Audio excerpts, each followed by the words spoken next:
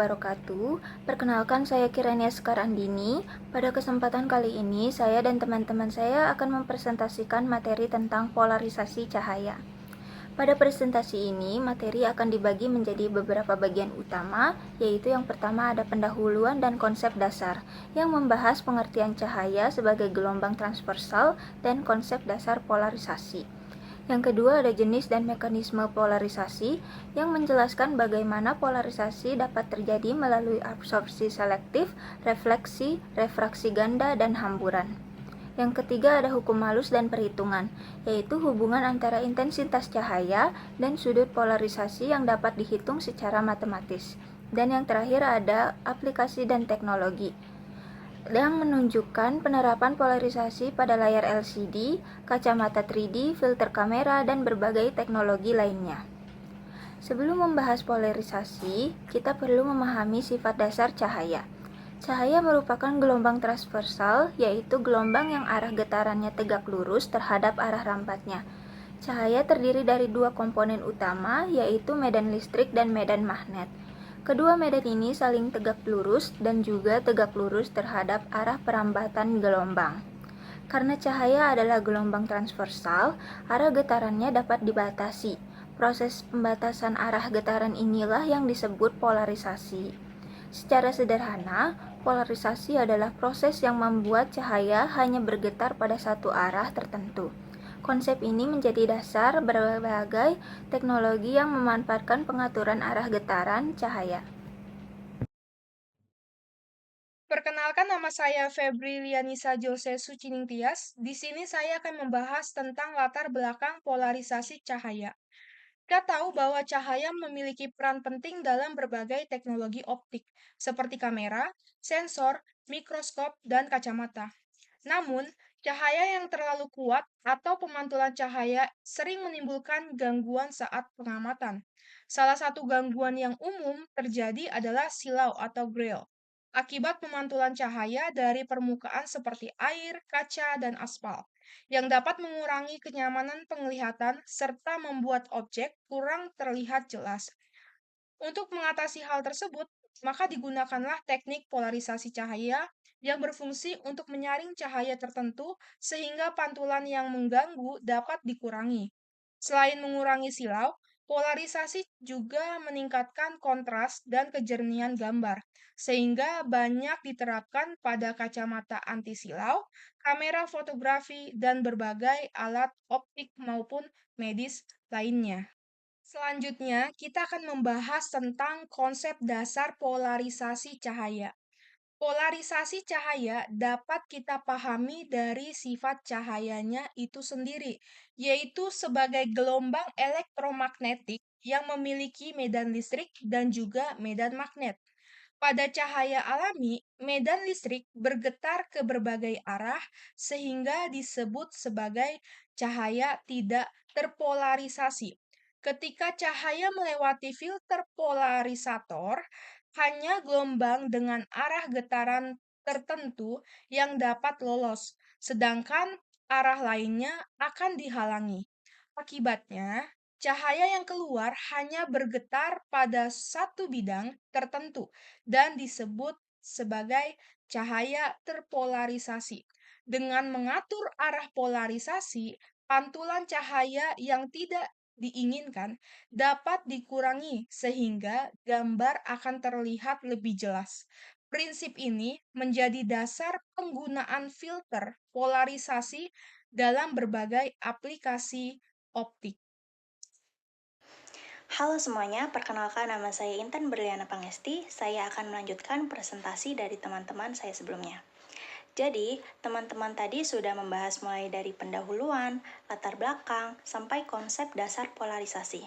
Termasuk bagaimana cahaya itu sebenarnya adalah gelombang transversal yang bisa dibatasi arah getarannya. Nah, dari situ saya akan lanjut ke bagian yang lebih spesifik, yaitu jenis-jenis polarisasi dan bagaimana polarisasi itu bisa terjadi. Oke, polarisasi cahaya itu ternyata nggak cuma satu bentuk. Ada 3 jenis yang perlu kita kenali. Yang pertama, polarisasi linear. Sederhananya, Ini terjadi ketika getaran medan listrik pada gelombang cahaya cuma bergerak di satu bidang saja. Jadi kalau kita bayangkan gelombangnya, dia nggak bergerak kemana-mana selain di satu arah yang tetap, tegak lurus terhadap arah rambatnya. Berikutnya, ada polarisasi sirkular. Kalau yang ini agak berbeda. Besar medan listriknya konstan, tapi arahnya terus berputar membentuk lingkaran seiring gelombang berjalan. Jadi, kalau kita lihat dari depan, gelombangnya, ujung vektornya akan membentuk lingkaran penuh. Dan yang ketiga adalah polarisasi elips. Ini sebenarnya bentuk polarisasi yang paling umum ditemukan. Terjadi karena ada perbedaan fase dan amplitudo antara dua komponen medan listrik. Sehingga kalau digambar, lintasan vektornya membentuk elips, bukan lingkaran sempurna, bukan garis lurus juga.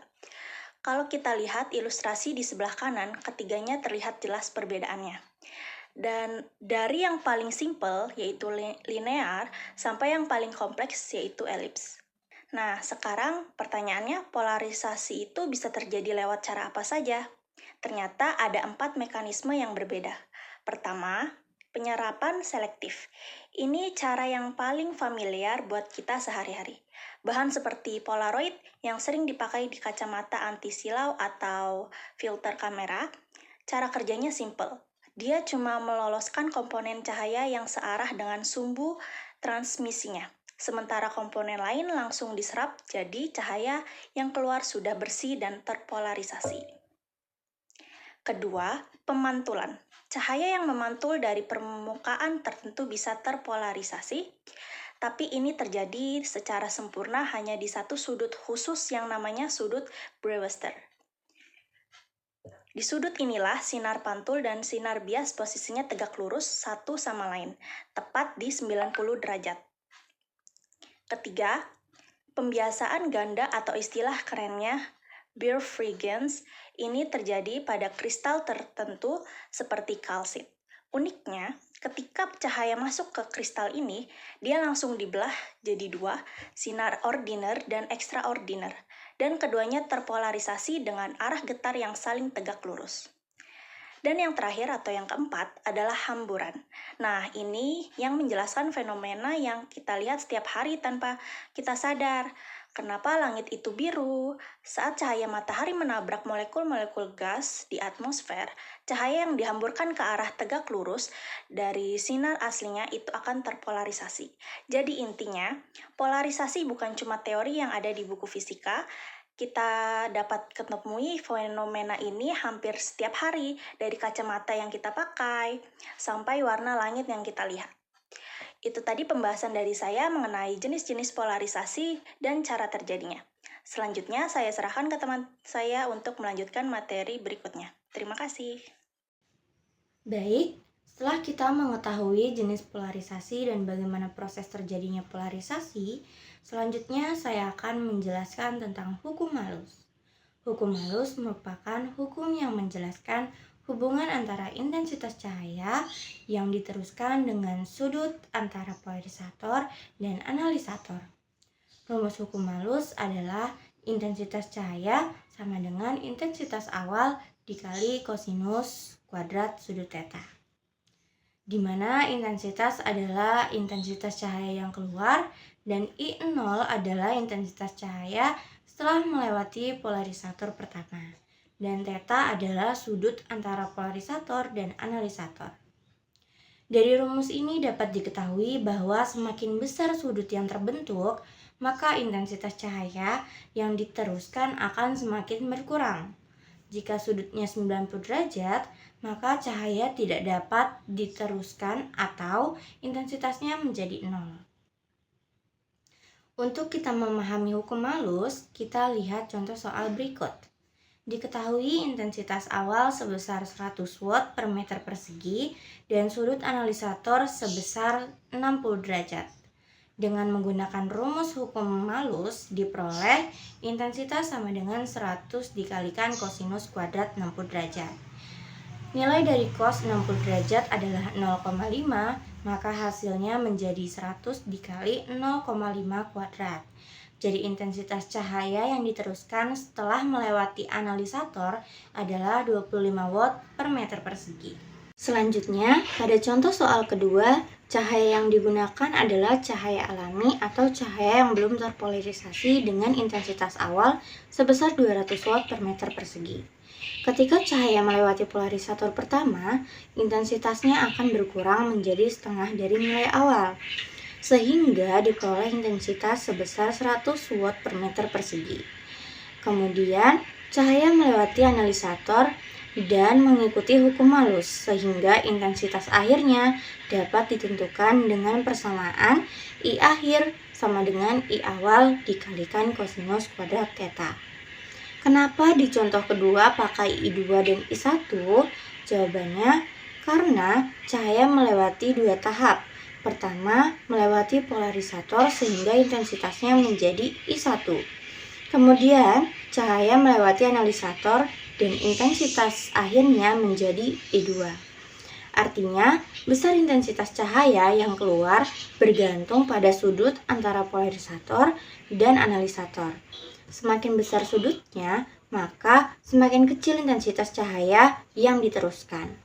Jadi, dapat disimpulkan bahwa hukum Malus menjelaskan hubungan antara intensitas cahaya terpolarisasi dan sudut antara polarisator dengan analisator. Semakin besar sudutnya, maka semakin kecil pula intensitas cahaya yang diteruskan. Saya Silvi Ramadhani akan menjelaskan grafik hukum Malus. Jadi pada grafik ini menunjukkan hubungan gimana sih antara intensitas cahaya itu terpolarisasi dengan sudut rotasi analisator. Jadi analisator itu kayak alat buat ngecek atau ngeliat gimana cahaya itu terpolarisasi berubah. Jadi rotasi analisator itu berdasarkan hukum Malus ya. Jadi hukum Malus itu ngejelasin kalau misalnya intensitas cahaya itu diteruskan oleh analisator itu pasti dipengaruhi oleh besar sudut antara arah polarisasi cahaya datang dengan sumbu transmisi analisator. Kalau dari grafik yang kita lihat ini, ada perubahan intensitas cahaya mengikuti pola tertentu seiring bertambahnya sudut analisator. Nah, di sini ada persamaan hukum Malus yang dimana I sama dengan I0 cos pangkat 2 theta. I-nya itu sebagai intensitas cahaya setelah melewati analisator. I0-nya itu sebagai intensitas maksimum cahaya terpolarisasi, sedangkan theta-nya itu sudut antara arah polarisasi cahaya dengan sumbu transmisi analisator. Di sini ada titik maksimum. Jadi titik maksimum itu intensitas cahaya itu mencapai nilai maksimum, yaitu I sama dengan I0 pada sudut 0 derajat dan 180 derajat. Kondisi ini terjadi ketika arah polarisasi cahaya itu sejajar dengan sumbu transmisi analisator, karena keduanya itu berada pada arah yang sama, jadi cahaya itu dapat diteruskan secara maksimal. Kemudian di sini ada titik minimum. Saya akan menjelaskan titik minimum itu kayak sebaliknya, gimana intensitas cahaya itu mencapai nilai minimum, yaitu I sama dengan 0, tapi pada sudut 90 derajat dan 270 derajat. Hal ini terjadi karena sumbu transmisi analisator itu kayak tegak lurus terhadap arah polarisasi cahaya. Nah, mengakibatkan cahaya itu nggak bisa ngelewatin analisator, sehingga intensitas yang diteruskan menjadi 0. Kemudian slide selanjutnya di sini ada aplikasi polarisasi cahaya. Jadi polarisasi cahaya ini nggak hanya mempelajari secara teori, tetapi juga banyak diterapkan dalam berbagai teknologi yang kita gunakan sehari-hari. Apa aja sih? Yang pertama di sini ada kacamata Polaroid. Salah satu penerapannya itu adalah pada kacamata Polaroid yang berfungsi untuk mengurangi silau akibat pantulan cahaya dari permukaan seperti jalan, air, atau kaca dengan Berkurangnya silau, penglihatan menjadi lebih nyaman dan jelas, terutama saat berkendara atau melakukan aktivitas di luar ruangan. Di sini ada filter lensa kamera. Polarisasi cahaya memanfaatkan pada filter lensa kamera yang dimana filter ini membantu mengurangi pantulan cahaya yang tidak diinginkan serta meningkatkan kontras warna pada hasil foto. Nah, kenapa sih warna langit itu dapat terlihat lebih biru dan detail pada objek menjadi lebih jelas? Itu karena filter lensa kamera. Yang ketiga ada teknologi layar LCD, yang dimana layar LCD itu memanfaatkan kristal cair yang bekerja bersama filter polarisasi buat mengatur jumlah cahaya yang melewati setiap piksel. Proses ini memungkinkan layar menampilkan gambar yang dapat kita lihat pada televisi, monitor, maupun smartphone, maupun kalian bisa melihat presentasi saat ini yang sedang ditampilkan. Selain itu, prinsip polarisasi digunakan pada kacamata 3 dimensi. Kacamata ini bekerja dengan memisahkan gambar yang diterima oleh mata kanan dan mata kiri menggunakan filter polarisasi yang berbeda. Kemudian otak menggabungkan kedua gambar tersebut sehingga menghasilkan efek 3 dimensi atau kesan kedalaman. Baik teman-teman, kita sudah mencapai pembahasan terakhir yaitu kesimpulan. Di sini ada sifat transversal cahaya yang dimana sifat tersebut merupakan fenomena polarisasi. Nih, menunjukin kalau misalnya cahaya itu adalah gelombang transversal. Hal ini karena hanya gelombang transversal yang dapat mengalami polarisasi, yaitu pembatasan arah getarannya pada bidang tertentu. Terus tadi kita udah bahas nih hukum Maulus dan intensitas cahaya. Melalui hukum Maulus, diharapkan teman-teman bisa paham kalau misalnya intensitas cahaya itu diteruskan bergantung pada sudut antara arah polarisasi cahaya dengan sumbu transmisi analisator. Intensitas itu bakal mencapai nilai maksimum kalau keduanya sejajar dan menjadi minimum kalau keduanya saling tegak lurus.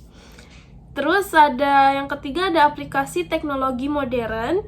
Jadi tadi saya sudah menjelaskan kalau misalnya prinsip polarisasi cahaya itu telah dimanfaatkan banyak berbagai bidang teknologi modern, kayak kacamata Polaroid, filter lensa kamera, layar LCD, dan kacamata 3 dimensi.